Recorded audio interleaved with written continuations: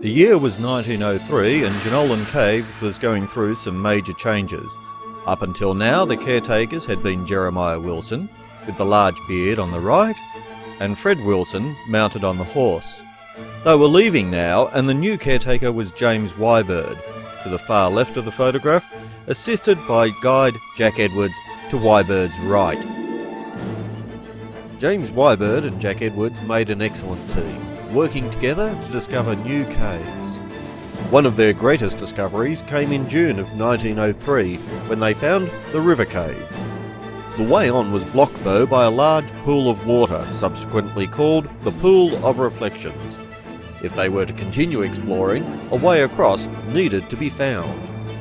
A small boat was constructed from a packing crate and oil drums, and on the 3rd of August 1903 the pool was crossed, and exploration continued into some of the most beautiful caves known at Jenolan. To commemorate the centenary of crossing the river, a likeness of the original boat was built in 2003. Ted Matthews, a guide at Jenolan, was the first to try out the boat. Ted immediately discovered the boat was as unstable as the original was described as being. He found he needed to position himself precisely to ensure the boat did not start taking water.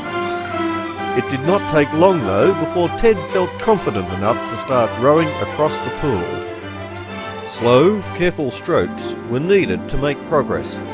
This was not a craft that could be hurried.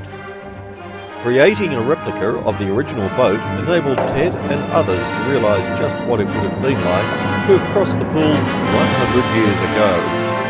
One big difference to the original crossing was the lighting. Whereas Wybird and Edwards explored by candlelight and magnesium flares, Ted had the benefit of the lighting used to show the caves to the public. A quick comparison to the original craft reveals the candle holder at the front of the boat. The observant may note that the original boat used square tanks, but this was actually a later design.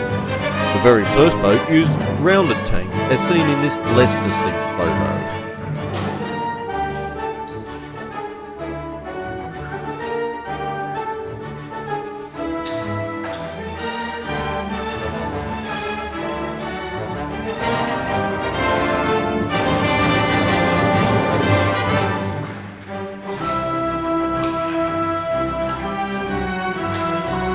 As Ted floated further downstream, it almost appeared as though he was floating in space. From Ted's perspective, looking down through the clear water, it was as though he was floating several metres above the floor of the cave. This was the first time he had floated across the pool, and it gave Ted the opportunity to inspect mineral deposits embedded in the far wall. It was quite a special experience getting to see the chamber and pool from a new perspective. Ted was fascinated by what he could see from this new vantage point, even finding handprints left on the far wall by early visitors who had crossed the river by the punt.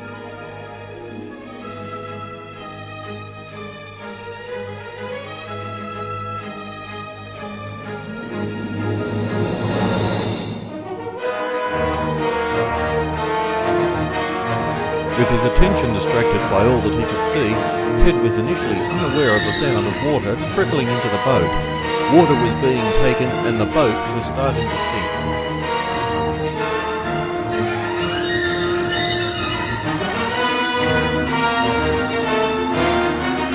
Ted had no choice but to return to the edge of the lake to conclude a fascinating and rewarding voyage of discovery to learn just what the early explorers had experienced in their exploration of the River Cave.